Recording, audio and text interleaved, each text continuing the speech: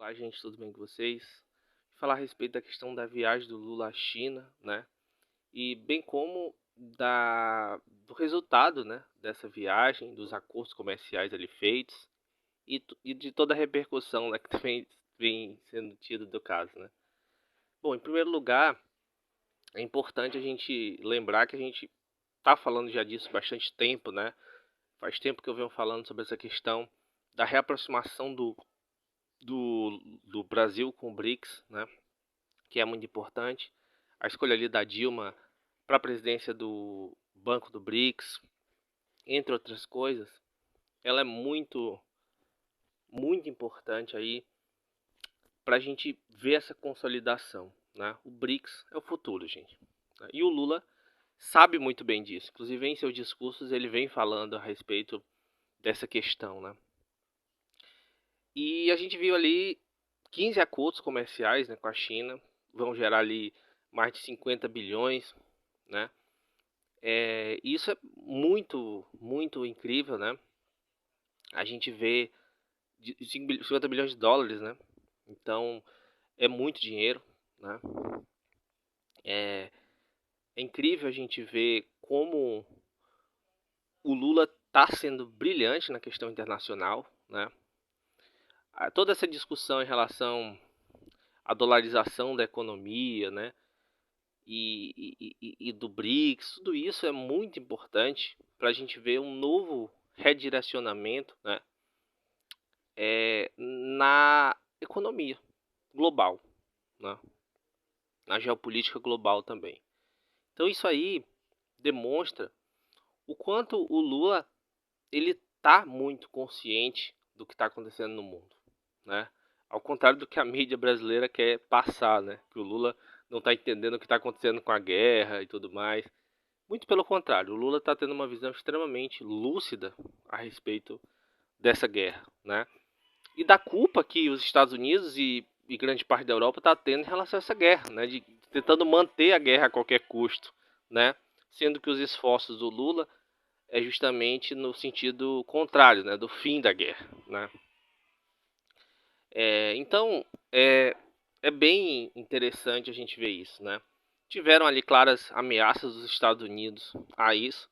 A gente sempre fala aqui que o BRICS é uma ameaça aos Estados Unidos no sentido econômico, né? Político, geopolítico, né? Ideológico. Então, assim, é evidente que os Estados Unidos não quer os Estados Unidos quer o Brasil como um vassalo dele, né? Então, como o Brasil, com o governo Lula, não adota essa política de vassalagem, é lógico que eles vão atacar o governo. Isso é uma coisa evidente, né? E a grande mídia que é capaz dos Estados Unidos, capaz dos seus interesses, faz isso também, né? Então, nenhuma novidade, né? Nenhuma novidade nisso daí. Então a gente vê mais uma vez os esforços do Lula pela paz do mundo e também por fechar acordos comerciais aí importantes com países como a China, né? Não somente, né? Outros países também aí, como Emirados Árabes, né?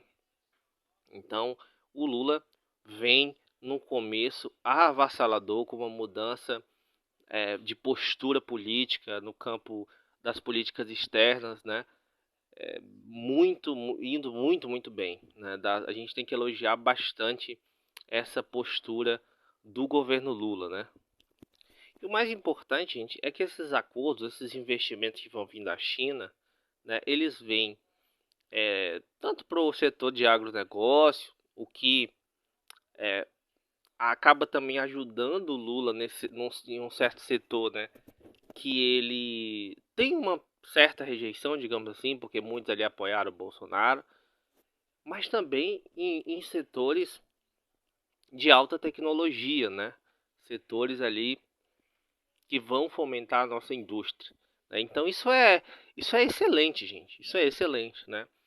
Então é um ponto também a gente destacar que o Lula ele está vendo logicamente uma dificuldade inicial, né, em aprovar certas medidas econômicas internas, né, domésticas.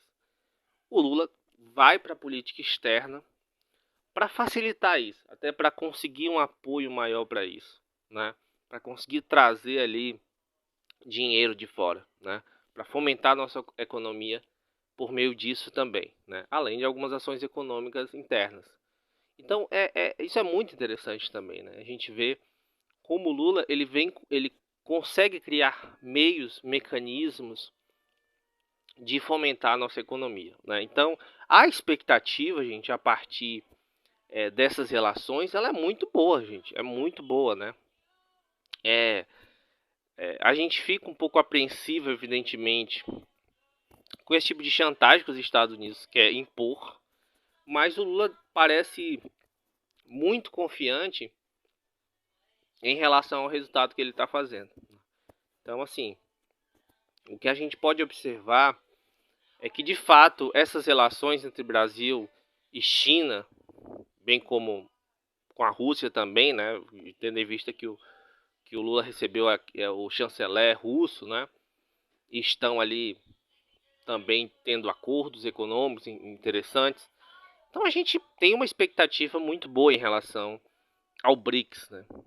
Então eu sempre falei aqui que o BRICS é o caminho do Brasil, é o melhor caminho para o Brasil é o BRICS, né? Tanto que a política do Temer, do Bolsonaro foram de se afastar disso, né? É evidente, porque a política do Bolsonaro, do Temer, é uma política que não visa o desenvolvimento do Brasil. Então, tudo aquilo que representaria uma possibilidade maior de desenvolvimento para o nosso país, eles se afastaram, né? E o Lula, fazendo o inverso, o caminho inverso disso, né, que é o certo, vem se reaproximando desses países, né? Como ele já vinha, como ele já era muito próximo deles nos seus dois primeiros governos, né? Então ele já tinha uma proximidade muito boa com a China, com a Rússia, né? Com vários países aí. Então, com essa aproximação, o Lula acaba nos dando um salto, digamos assim, para um projeto de desenvolvimento de país. Então isso é muito importante da gente pontuar aqui. Então é isso, gente. A gente vai falar mais sobre isso nos próximos dias, né? Vão ter muitos assuntos ainda. E a gente espera, eu pelo menos tenho uma expectativa muito positiva em relação a esses próximos meses de governo, né? Então é isso, gente. Obrigado a todos e até mais.